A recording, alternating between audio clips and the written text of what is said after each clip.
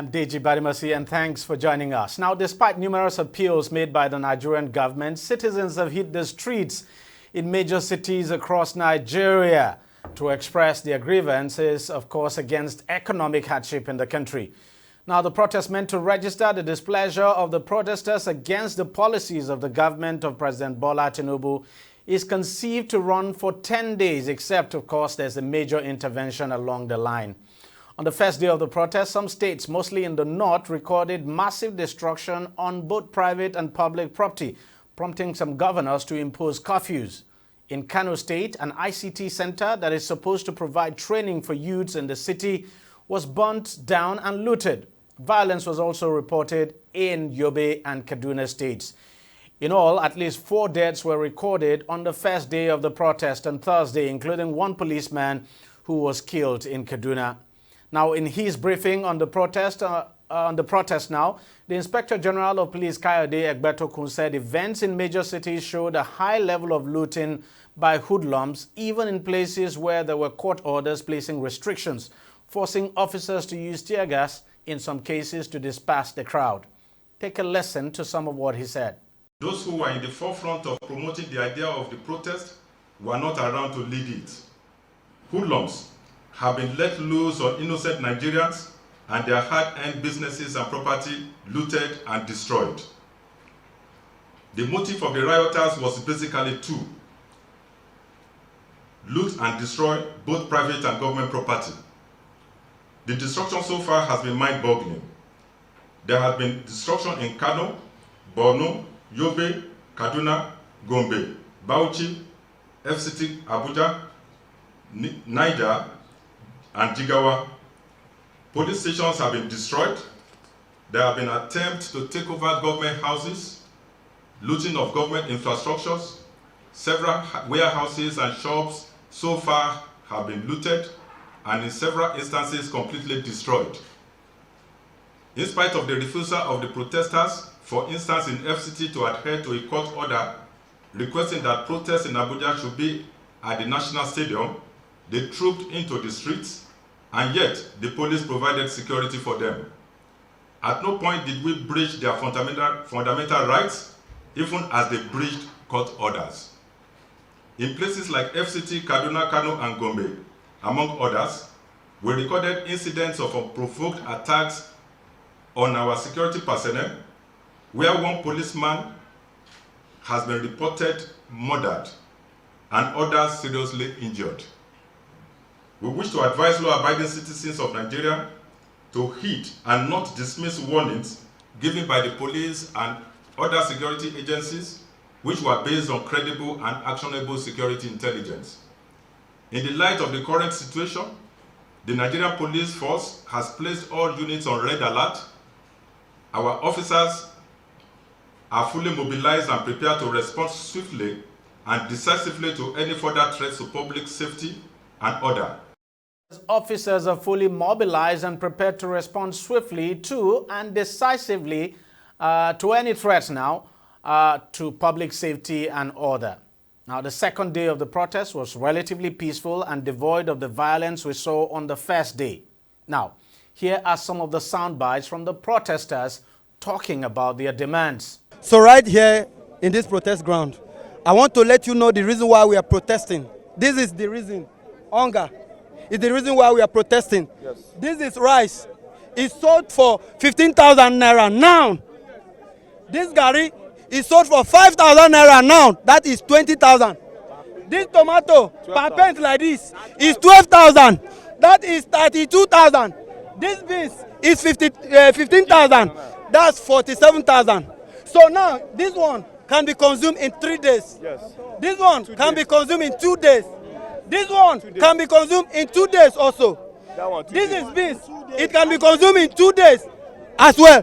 So now imagine spending 47,000 naira and it cannot last for 1 week.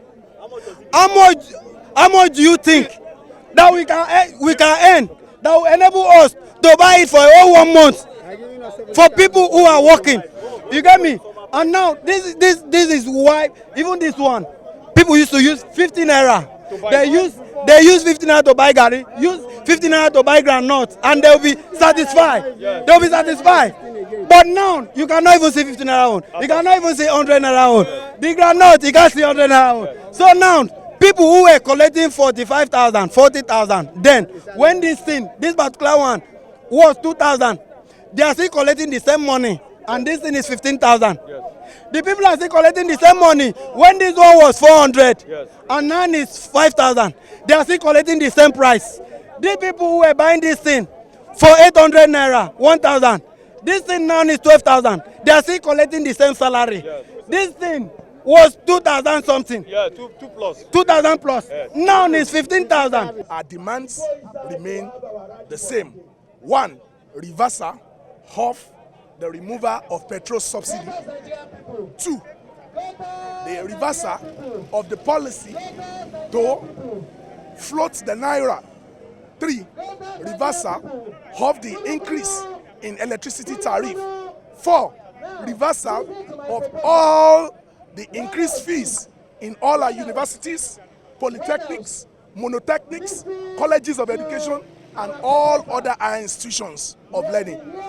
Our demand still remains fixing of the Nigerian refineries.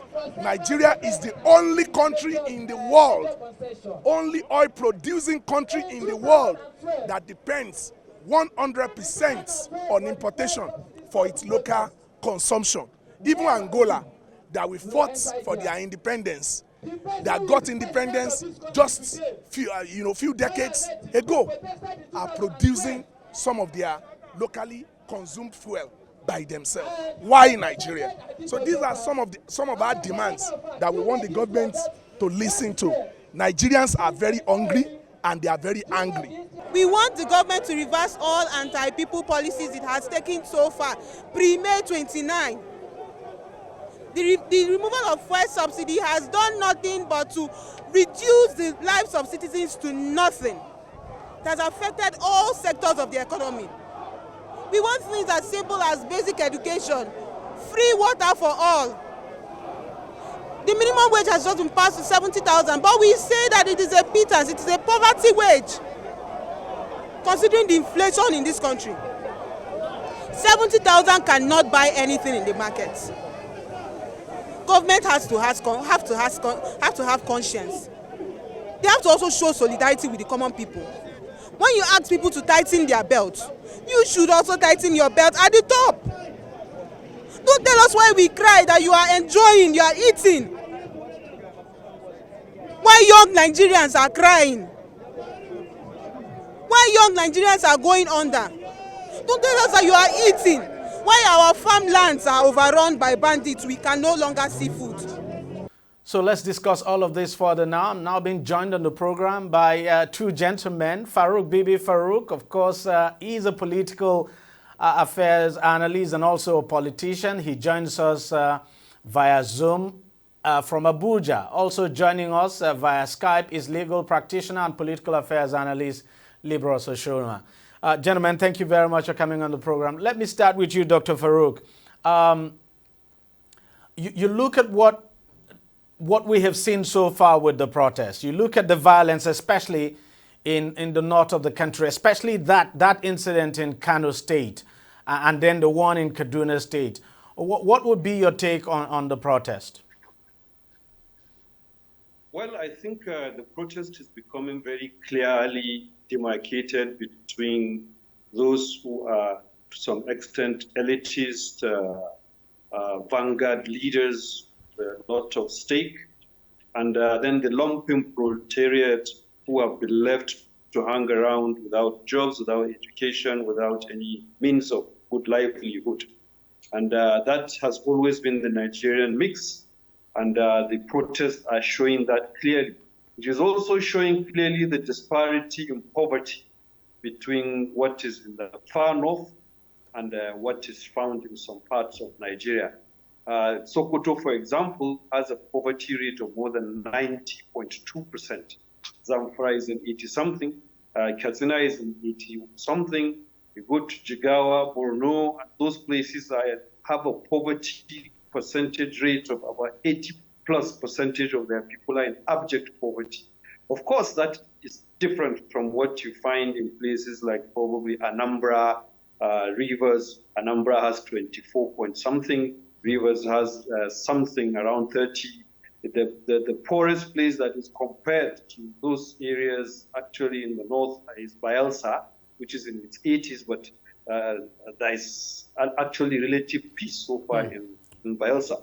But poverty is a determinant because hunger is an instigator of this protest. But then you look at let's look at that the Kano State incident, for instance.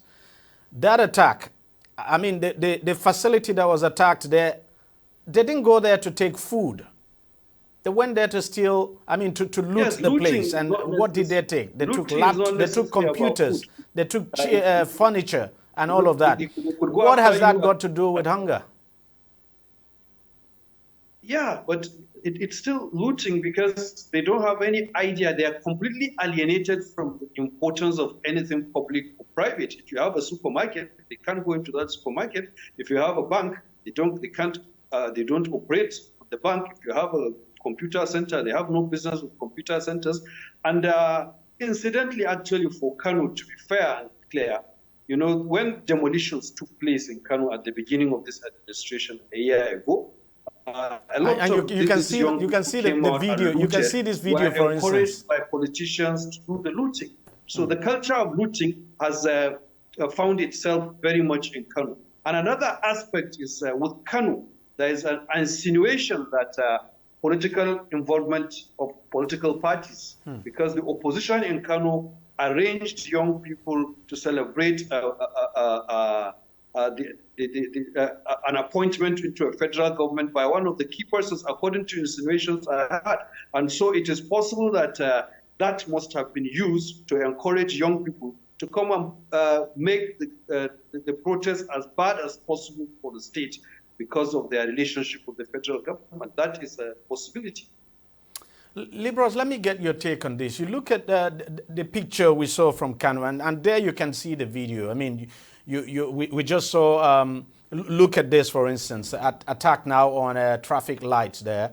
And, you know, you look at all of this and some of the things we saw. The question is, what has this got to do with, you know, hunger?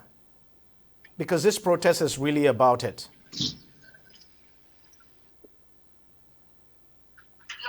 DG, you see, when a protest happens like this, when people talk about, oh, peaceful protest, we're going to march peacefully, it's going to be peaceful, I tell people you can only speak for yourself.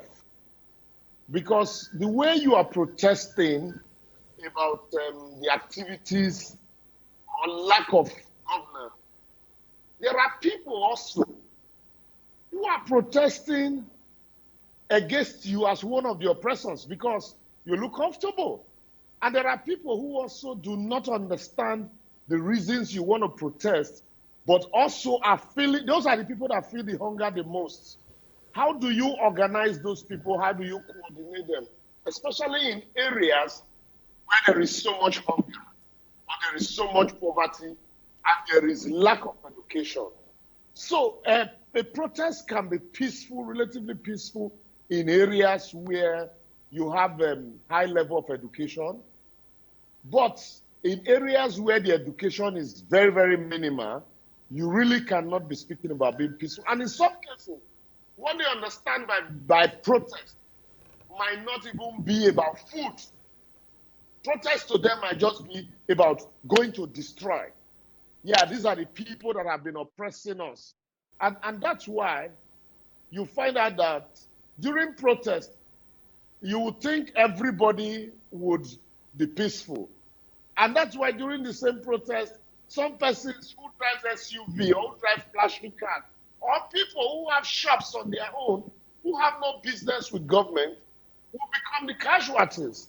Because it is not everybody that understands the language of protest or what they mean by protest. Because in a land of poverty, it is very difficult, or lack of education, it is because very difficult to communicate, you know, the essence of protest. Because Some people, what they understand by protest is go and kill and go and die. So that's why in some cases, one really has to be very careful in managing, human relations when it comes to protesting, especially in areas where education is very minimal. And that's why if you look at the challenges, in Lagos, for example, it's been relatively organized because most of the people who are leaders of the protest, can communicate with people who are protesting. Lagos is more like it's a metropolitan city and education is always very high. But in areas where you have a lot of children, out of school children, who do not know what protest is about. So when you talk about protest to them, it means go and destroy government properties, go and kill those people you do not like, and then go and, and that's usually the challenge with issues like this. And that's why it still brings me back to the issue of, unbundling Nigeria, where people can, begin to look at the peculiarity of their areas, and then protests can be carried out, not national protests like this, but protests can be carried out, specifically, on specific lack of governance in areas. Because if we say hunger generally, for example, hunger is across the land, but not everybody, not every state in Nigeria is feeling it the same way. There are some stats, like Dr. read out just now. The statistics in Sokoto is different from the statistics in Kano. The statistics in Kano will certainly be different from that of Ogun and Rivers. And so, if we unbundle the country and governance at the local level is enhanced, then you won't have this kind of a national or nationwide protest. Dr. Farouk, let me ask you this. You look at the pronouncement of the governor of Kano before the protest, when he came out to say, look, that he supports the protest, that he would back the protesters. And in fact, on that day, he actually received some of the protesters at his office. And unfortunately, a building very close to Government House was burnt. A facility close to Government House was burnt. Do you think his pronouncement to actually, do you think it helped? Do you think the governor probably underestimated the situation and, the capacity of protests like this turning violent the way it did? Well, I think he to some extent underestimated the possible involvement of opposition in that protest, because that is some, I said, insinuation by people who were members of the protest or organizers, that actually they were told by security men that another group of people have been camped in another street also closer to the Government House, where they were being told to come and celebrate an appointment in the federal government.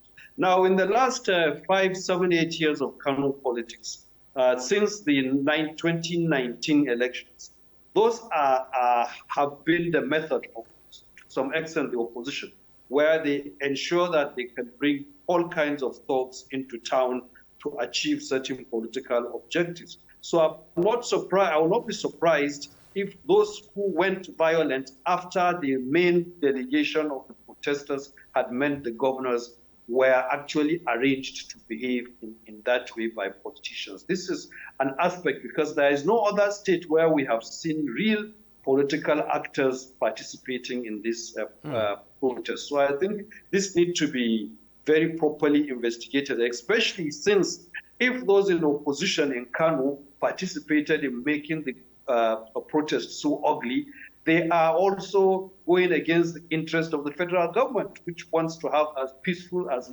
possible a protest, because they are the ones in charge of the federal system. So I think the governor might have underrated that. It is a possibility. But then Kano, it's also quite volatile on its own.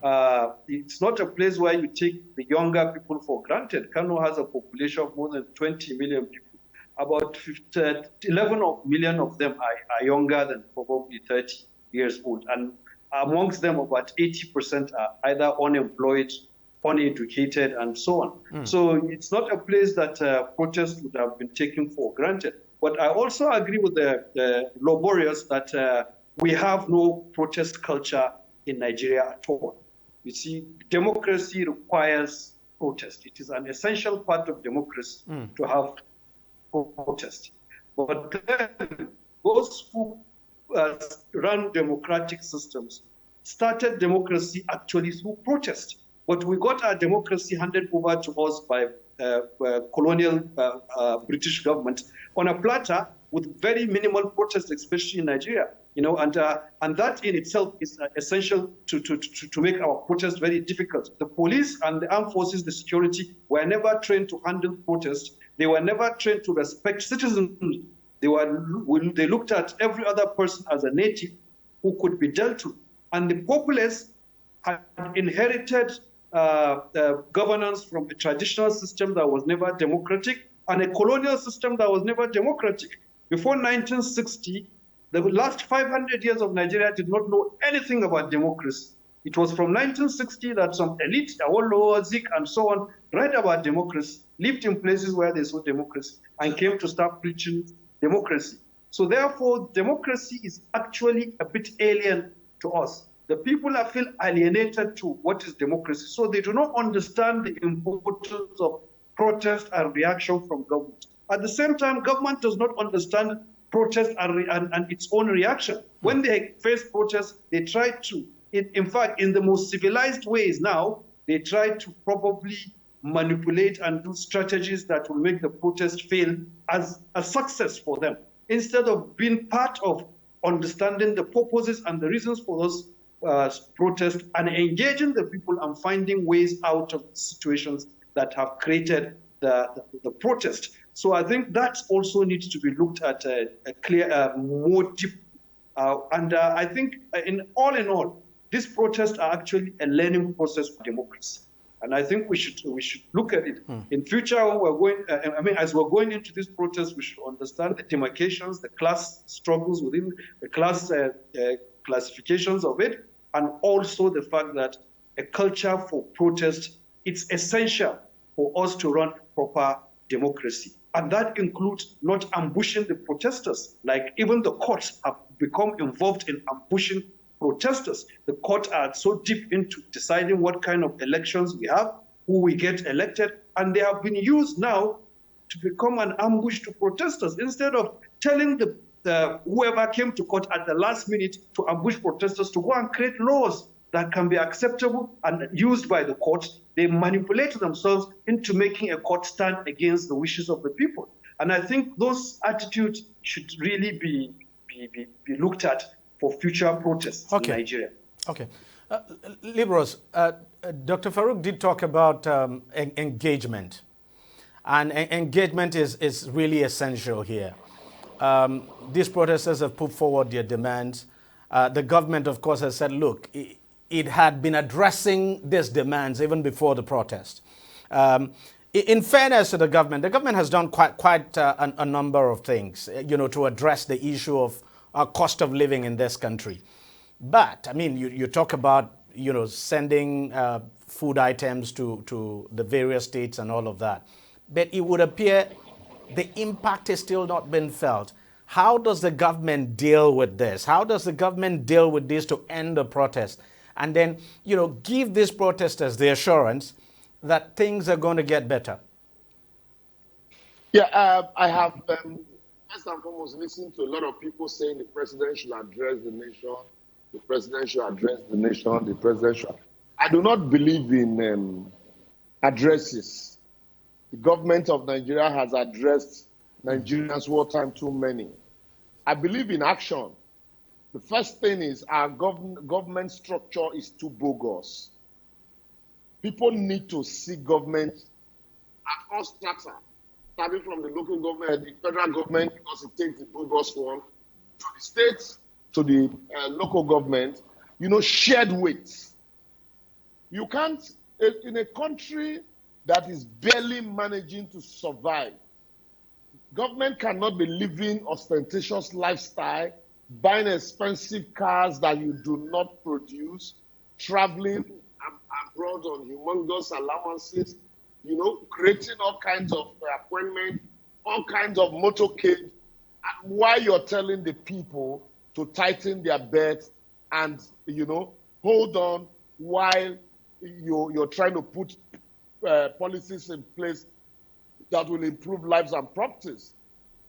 People won't, when it gets to a point, that they can no longer think, people won't listen. And then the opposition is also going to cash in on those challenges that the people are feeling, to tell them that, look, go and revolt, go and protest, tell the government that you will not agree. Don't worry, when we get into government, we'll do it better. This government that is in office today did the same thing when they were in opposition. Unfortunately, they are in government today. They are saying, they are doing the same thing they was criticized, and they said, look, just give us time. When we get to this is a gestation period, we will do things properly, and then, just give us time. Yet, the government is still feeding very fast. So what the government can do is to show sympathy to the ordinary people. Yes, we don't have enough money to continue to pay subsidy. We need to ensure that we float our naira so that, but we're trying to shed weight from government, we're slash salaries and allowances of government officials, and then plow it into critical sectors to ensure that there's production. We're applying into critical sector to ensure that there's power, so that the cost of producing in Nigeria can be reduced. We're applying it into critical sectors so that we can go into mechanized agriculture, so that we can, have enough produce. We're applying it into critical sectors so that we'll be able to refine the agri-produce, the produce that we are going to produce from, agriculture. So all of this will be visible to the blind and audible to the deaf, because you will see these things, and then the people can truly say, yes, government is taking steps. Not when you take audio steps that people don't see, and then you say you're sharing rice, as if everybody must eat rice, and then governors will warehouse some, local government chairmen will warehouse some, because there's so much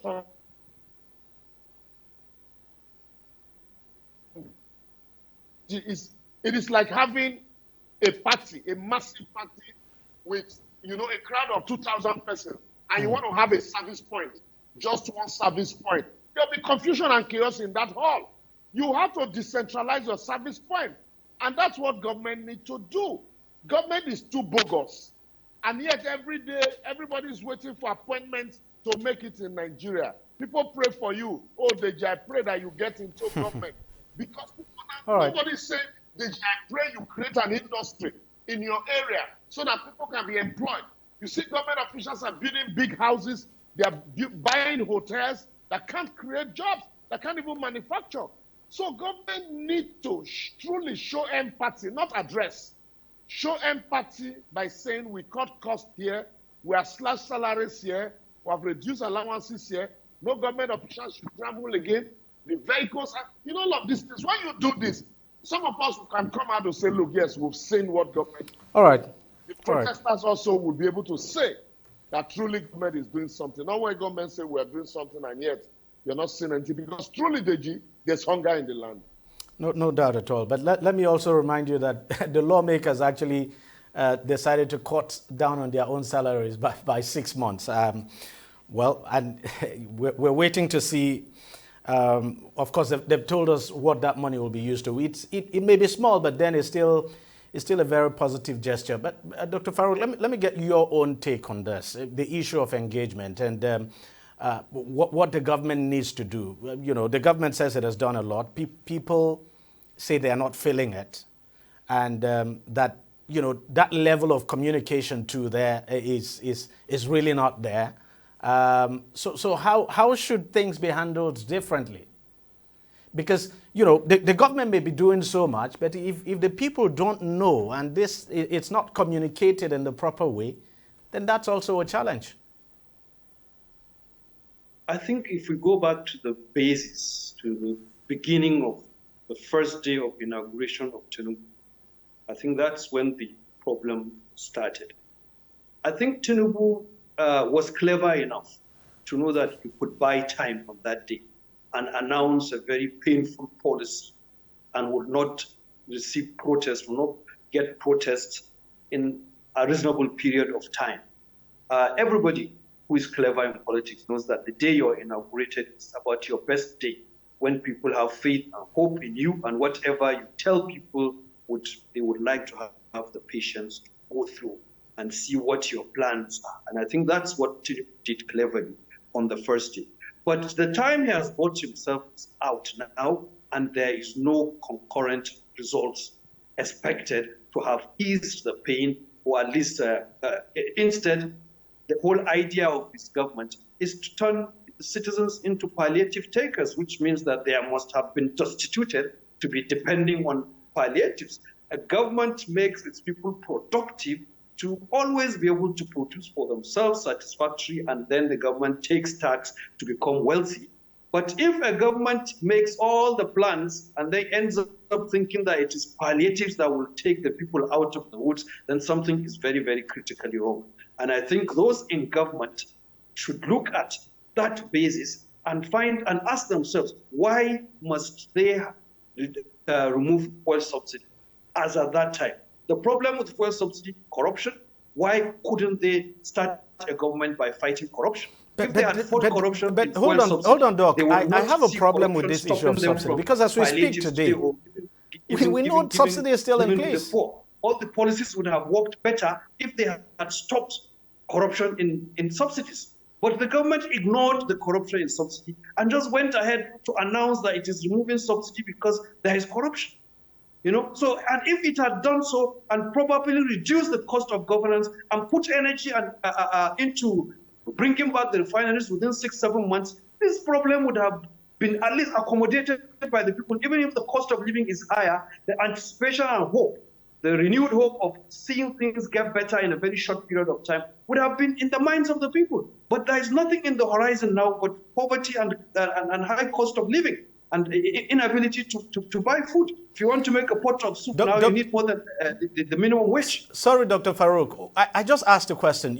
So much has been said about subsidy removal. But what I'm saying is, let's not pretend about it. Subsidy is still in place. There's still subsidy.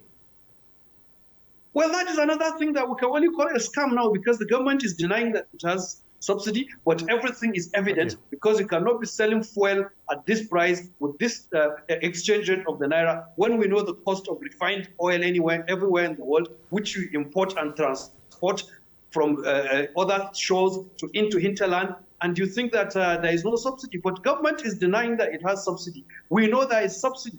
Why is there subsidy? Because the government took another pill that became suicidal for it. While you are looking at removing subsidy, within the same week, 2 weeks later, you now devalued the naira completely and allowed it to go into 400% depreciation or something like that. So whatever subsidy you might have gotten from the pump price was lost immediately after by devaluing the naira, because it is the naira that people pay to get the fuel. So therefore, the government made that mistake evidently in its first 1 month, and it needs to go back and understand that it is not IMF or World Bank that will save the government. IMF would not save Kenya. It is not. And it is critical also that these things are done before the protest gets out of hand. Because from what we have seen in Kenya, if the things get out of hand, even the major shifts by government might not really be recognized and appreciated by the protesters and the people. So if Tinubu would have just said, okay, I'm calling a meeting today, let's look at subsidy, let's look at the value of the naira, it would take him a month or so, but if he does something about it, then this tension would go down. Government made an error in its first month office, and by removing subsidy and at the same time devaluing the naira, whether it has the resources or not, that position would definitely destitute the economy. Will turn people would not be able to afford basic needs, and that has happened. Then what it needed to have done was to at least quickly be able to put measures in place that would be able to give subsidy or at least bring back the people back into the economy, because as it is now, the majority of Nigerians have been taken out of the economy. They just see things they cannot afford. They don't have jobs to do. The electricity has become too expensive. Everything is now not on the side of Nigerians. And you can't have a productive economy in that way.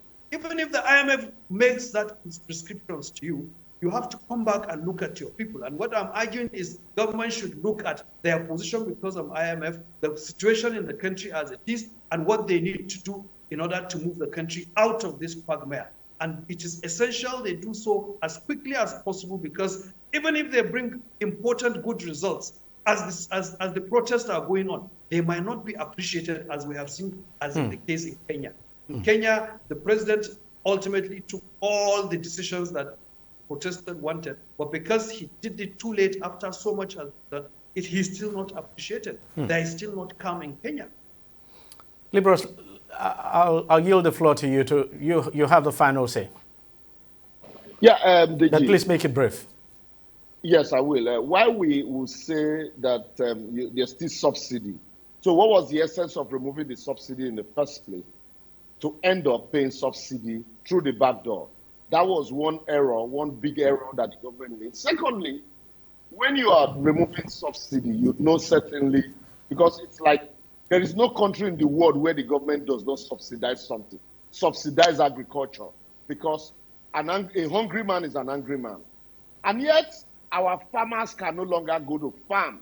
So it is a country where farmers can no longer go to farm. There's so much, that means there is a shortfall in production. You don't just yank off subsidy. You ensure that the farmers are returned to farm. You ensure that there is food on the table.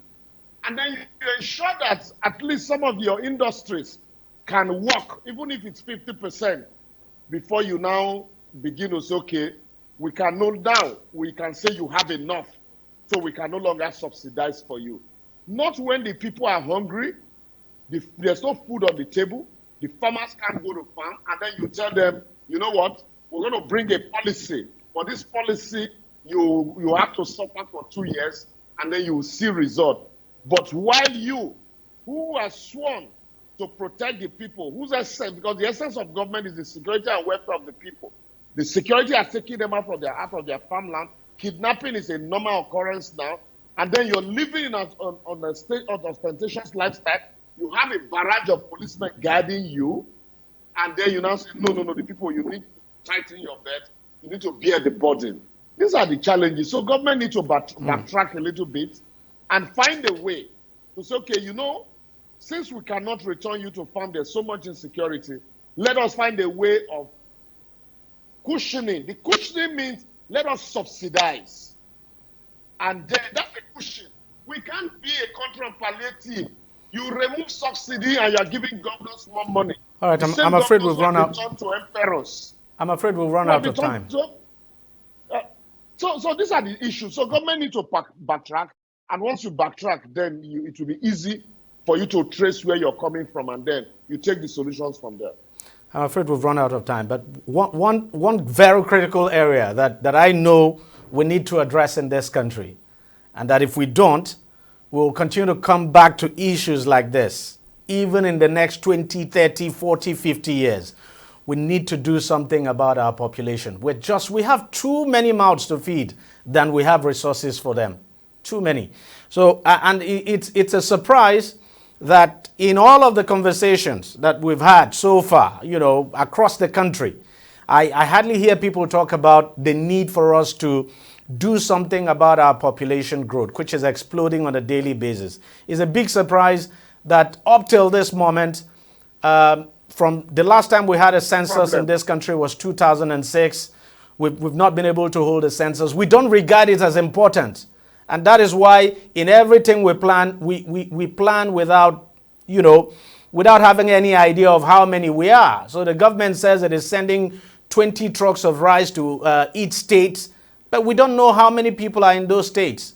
And then when these trucks get there, they're just not enough.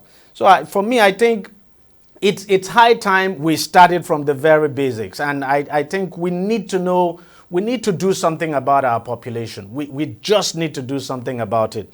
But that's a conversation for another day. I want to thank you, gentlemen, for coming on the program. Dr. Farouk Bibi Farouk, thank you very much for your time. And Libro Soshoma, thanks as well for coming on the program. All right, we'll take a short break and we'll be right back to continue the discussion on this very hot topic. Stay with us, don't go away. Opinions are free, facts are sacred, but truth is universal. How, in practical terms, can we, for instance, de-escalate the tension? When you go into public office, you must be ready to answer to the people. We know where the enemy is. 3 places. The Lake Chad Basin, the border area between Nigeria and Cameroon, and then the Sambisa Forest.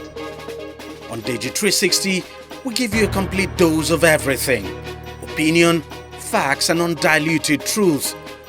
I hardly believe what politicians say in this part of the world. A new Nigeria is possible, a future is possible. We delve into the issues, dissect it so that you can understand it, and use it to take action. I don't think there's any need for any governor to look for grant for ranching. DEJI360, dissecting the issues.